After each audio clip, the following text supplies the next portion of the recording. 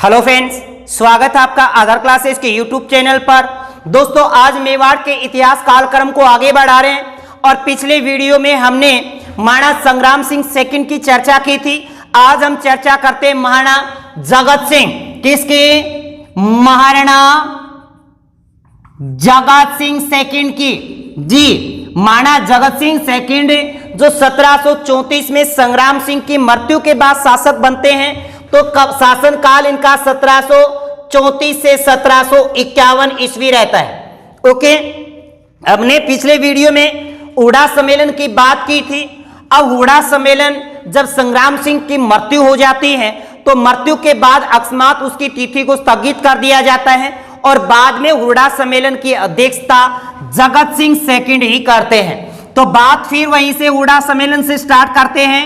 हुड़ा सम्मेलन, तो दोस्तों पेपर में पूछा गया हुड़ा सम्मेलन कहां हुआ था या हुड़ा कहां पड़ता है? जो भीलवाड़ा में। ओके, और ये हुड़ा सम्मेलन कब हुआ था? तो 17 जुलाई 1734 को हुआ था। ओके, और इसकी अध्यक्षता किसने की थी? अध्यक्षता महाराणा जगत सिंह सेकंड ने की थी। इसके बाद इसका आयोजन किसने करवाया था? आयोजन करवाया था जी सवाई जय सिंह ने। और इसके पीछे उद्देश्य क्या था? मराठाओं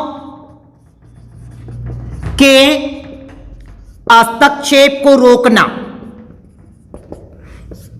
हस्तक्षेप को रोकना यानी राजस्थान में मराठाओं के आगमन को रोकने के पीछे इसका आयोजन करवाया गया, यही उसका उद्देश्य था। देखिए, अब जगत सिंह के काल में बाजीराव पेशवा मेवाड़ आते हैं। कौन है? बाजीराव पेशवा प्रथम, यानी इसी जगत सिंह सेकंड के काल में बाजीराव पेशवा मेवाड़ आते हैं और इस बाजीराव पेशवा और मेवाड़ के महाराणा जगत सिंह के बीच एक समझौता होता है, जिस समझौते को नाम दिया गया चौथ वसूलने का समझौता। कौन सा?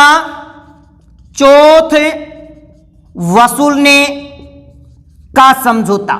जी, पेपर में पूछा जा सकता है कि चौथ वसूलने का समझौता किसके काल में हुआ?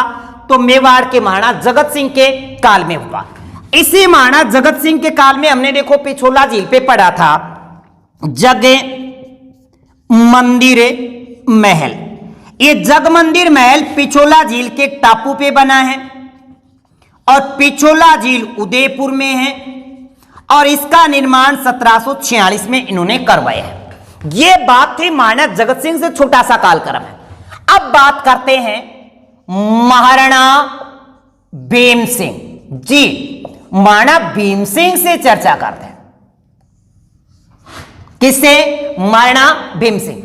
अब देखो, महाराणा भीम सिंह से बात स्टार्ट करते हैं। महाराणा भीम सिंह की एक पुत्री हुआ करती थी जिसका नाम था कृष्णा कंवर। क्या? कृष्णा कंवर था। ओके, अब कहते हैं कि इस कृष्णा कंवर का विवाह यानी फिक्स हुआ था जोधपुर के भीम सिंह। इनका विवाह होना तय होता है। जोधपुर के भीम सिंह से इनका विवाह होना तय होता है। अब विवाह तय होता है, ये बात तो फिक्स हो गई कि इनका विवाह होना है, परंतु इनकी अकस्मात मृत्यु हो जाती है। अकस्मात मृत्यु। तो अकस्मात मृत्यु के बाद इनका जो छोटा भाई है, इनका भाई जिसका नाम मान सिंह था, जोधपुर का शासक मान सिंह, जिन्होंने नाथों के लिए महामंदिर बनवाया था, मान पुस्तक प्रकाश बनवाया था, पुष्कर में मान महल बनवाया था, उसे मान सिंह की बात कर रहे हैं। तो मान सिंह बोलियो कि भाई मर गयो तो क्या है, दूसरो भाई तो जीवे है। ए बात ने लेके ए को ब्याह खातर कुण कृष्ण का सागर ब्याह करने खोतर युद्ध फिक्स तैयार हो गयो। कौन है? मान सिंह। बोले ब्याह मैं करूं। परंतु भीम सिंह ने क्या किया? इसकी मृत्यु के बाद कृष्णा कंवर का जो विवाह है वो जयपुर के सवाई जगत सिंह सेकंड से फिक्स कर दिया। किससे? सवाई जयसिंह से फिक्स, सवाई जगत सिंह सेकंड से फिक्स कर दिया। अब क्या है कि मानसिंह भी इससे विवाह करना चाहता था, इसका विवाह फिक्स किया गया था। अब ये भी विवाह की इच्छा लेता है, भाई मैं विवाह करूंगा।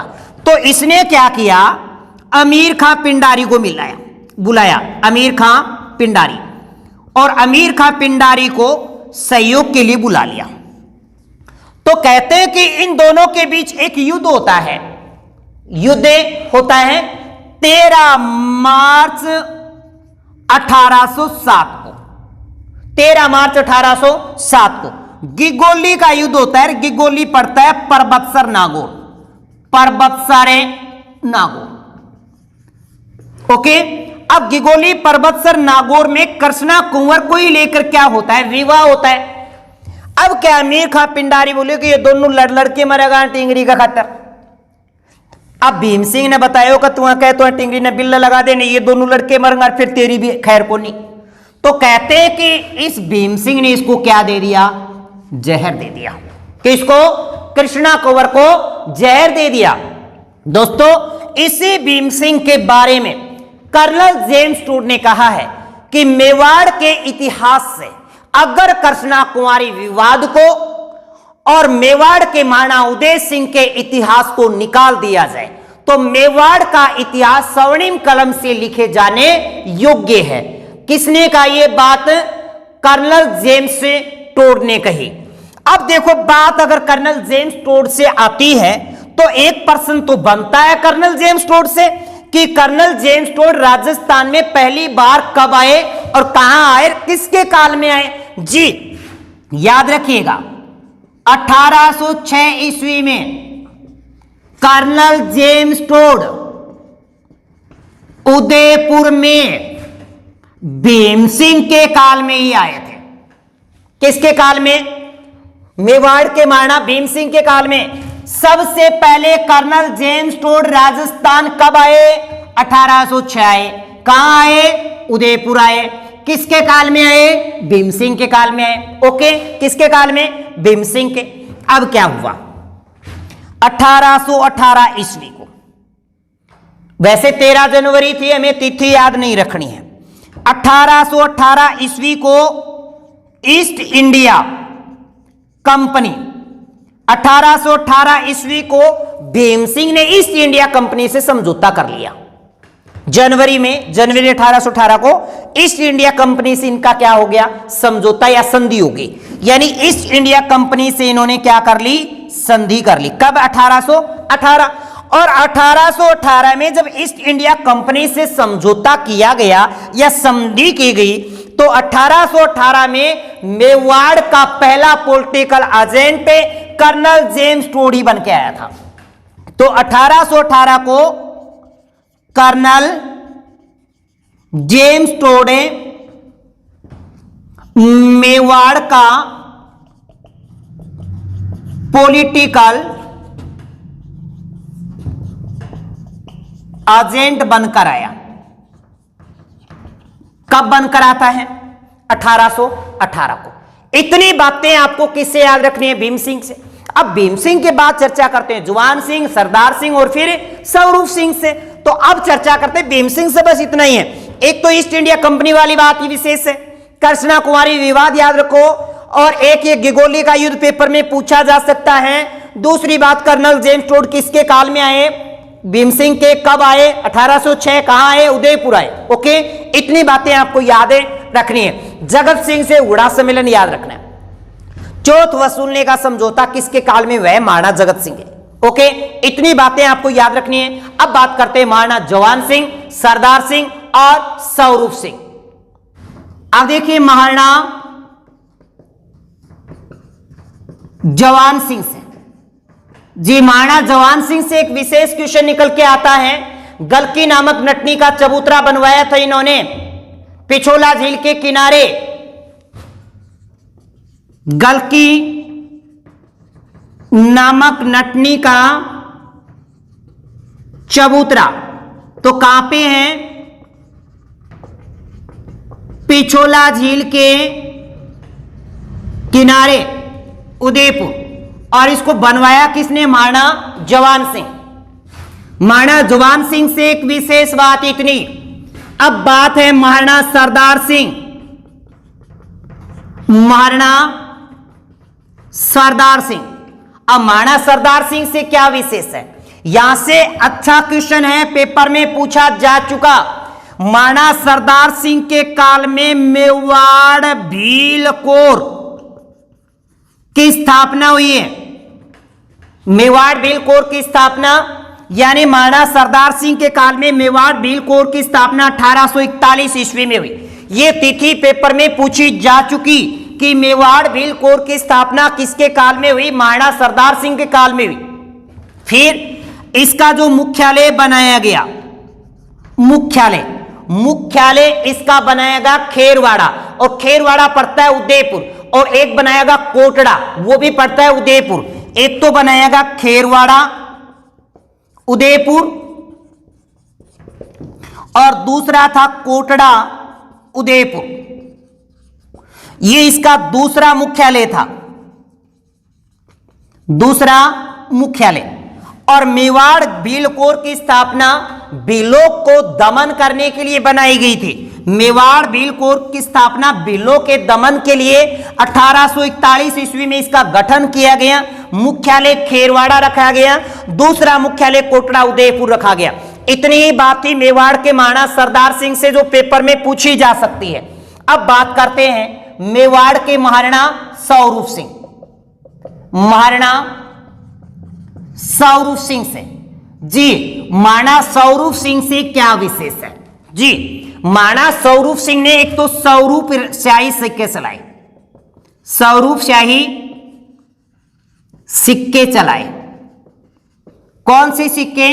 स्वरूप शाही सिक्के चलाए, और सिक्कों पर एक तरफ तो लिखवाया चित्रकूट उदयपुर, और एक तरफ लिखाया दोस्ती लंघन।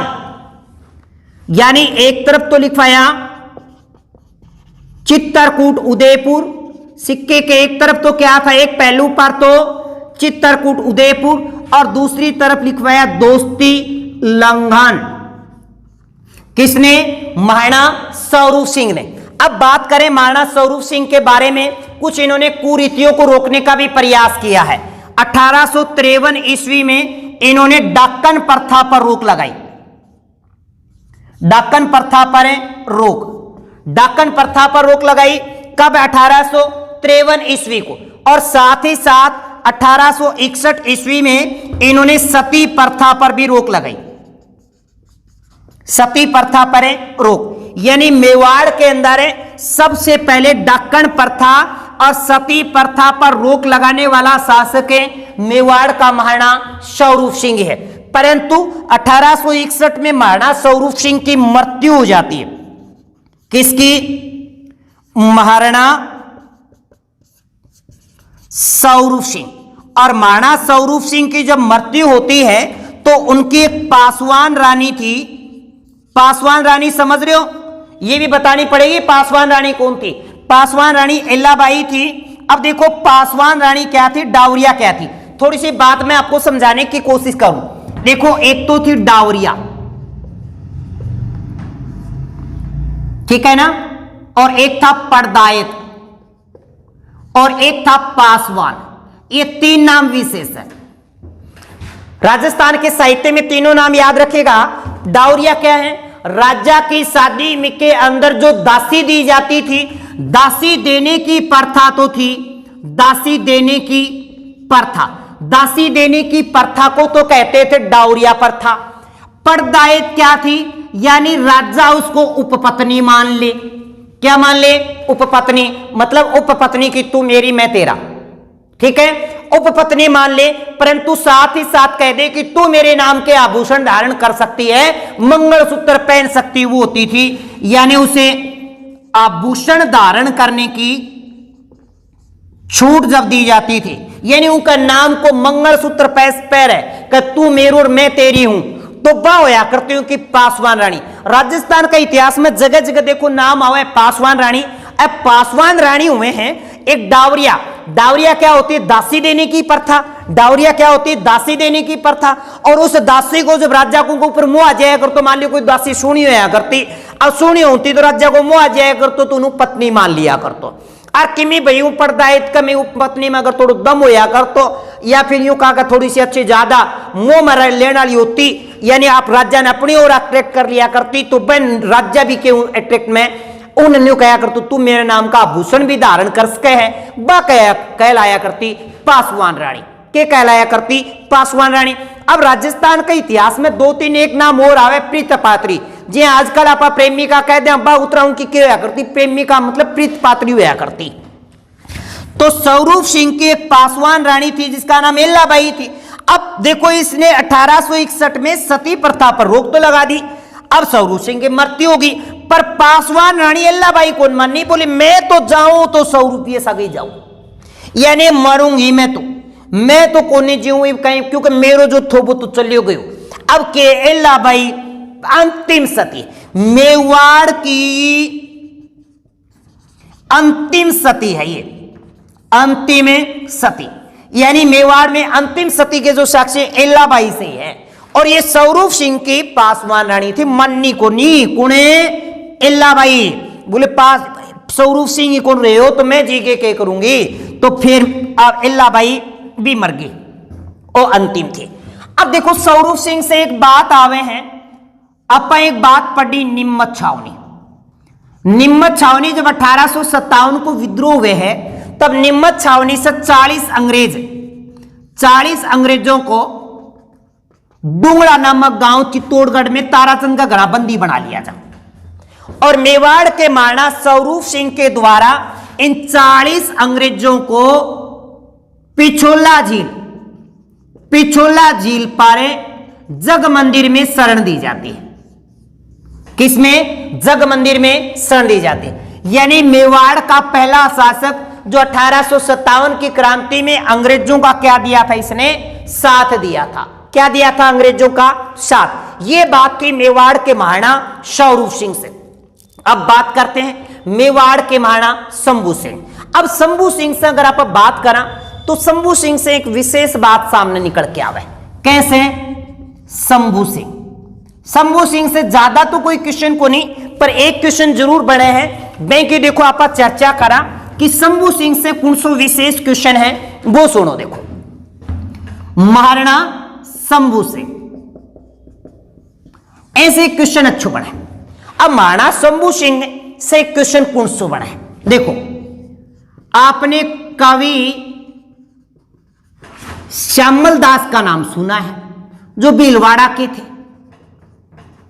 कवि श्यामल दास जो भीलवाड़ा के थे, इन्होंने वीर विनोद करती को शंभू सिंह के काल में ही लिखना शुरू किया था। यानी शंभू सिंह के काल में लिखना शुरू किया। किसको? वीर विनोद के। और वीर विनोद करती के 5 खंड है जी, 5 भाग हैं। आ बात भी ध्यान है रखनी। एक है शंभू सिंह से एक क्वेश्चन और रह जावे हैं, वो के है एक क्वेश्चन दूसरो कि शंभू सिंह ने नोबल अंग्रेजी पाठशाला का गठन किया था। नोबल अंग्रेजी पाठशाला यानी इंग्लिश मीडियम स्कूल को गठन करो कणे शंभू सिंह। नोबल अंग्रेजी पाठशाला जिन शंभू रतन पाठशाला का नाम से भी जानो जाए। के कहो जावे? शंभू रतन पाठशाला। ओके, शंभू रतन पाठशाला। दोस्तों शंभू सिंह के से बस इतना ही लेते हैं आज अपन, और फिर अगले वीडियो में महाराणा सज्जन सिंह और फतेह सिंह की उनकी चर्चा करेंगे। कोशिश करेंगे कि एक वीडियो में अगले में उसको पूरा का पूरा मेवाड़ इतिहास लिया जाए। यानी यहां तक आपका आज तक की क्लास यहीं पर समाप्त होती है। अगर आपको वीडियो पसंद आया हो तो इसे लाइक, शेयर और कमेंट करना ना भूलें। तो इसी के साथ all the best, thank you.